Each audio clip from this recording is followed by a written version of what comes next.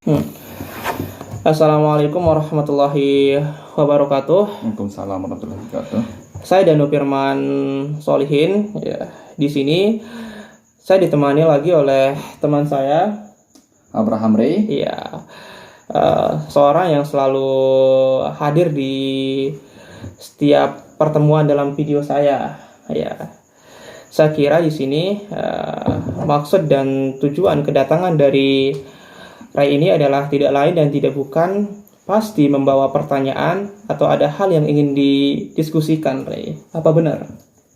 Ya, Bung, sini saya ingin sedikit berdiskusi dengan Bung Ya. Danu, Iya. karena saya merasa Bung Danu ini memiliki intelijensi dalam hal ini.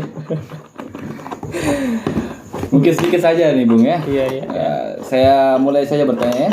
Iya, Oke. silakan.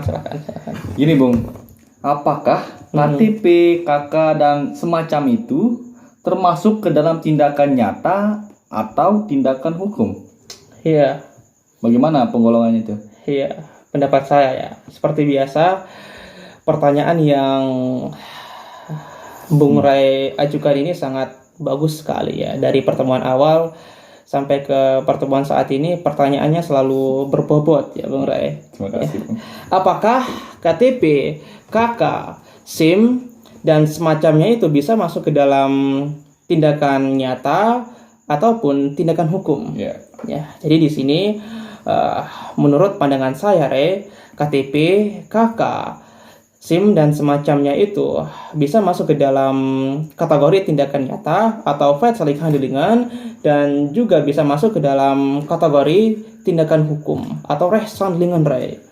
Di sini yang saya lihat itu tergantung kepada subjek hukumnya, Ray. Itu tergantung kepada subjek hukumnya. KTP, KK, SIM dan semacamnya itu bisa masuk ke dalam tindakan nyata atau saling handlingan apabila si subjek hukum ini tidak melakukan perbuatan-perbuatan yang bisa menimbulkan akibat dari hukum itu sendiri, Ray.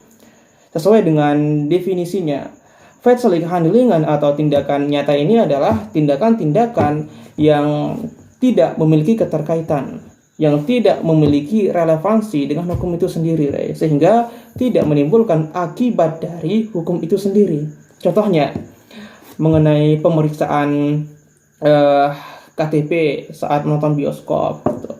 Pemeriksaan KTP saat ingin menonton bola atau event olahraga dan lain sebagainya. Intinya tidak menimbulkan akibat dari hukum itu sendiri, Ray. Kemudian di sini juga KTP, KK, SIM dan semacamnya itu bisa masuk ke dalam kategori tindakan hukum atau rechtshandlingan, Ray. Di sini apabila si subjek hukum ini melakukan perbuatan-perbuatan atau melakukan tindakan-tindakan yang bisa menimbulkan akibat dari hukum itu sendiri.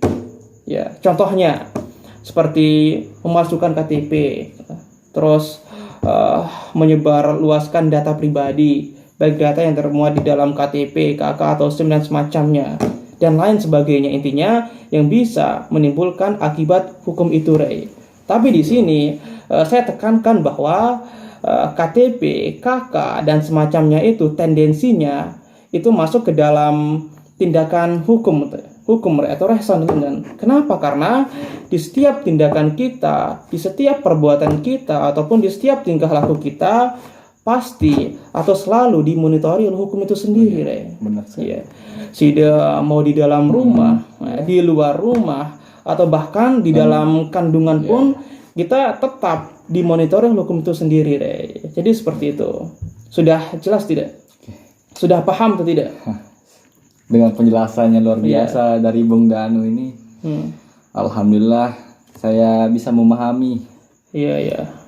Ya, saya rasa ya penonton juga di sini bisa mengerti apa yang kami maksud dan apa yang kami diskusikan ya pada kesempatan kali ini. Dan terakhir, Ray, seperti biasa, karena Sida sudah datang ke markas saya ingin memberikan something ke Sida. Ini Bung Ray. Setiap pertemuan, Ya, Bung. silahkan. Aduh. Ya kan?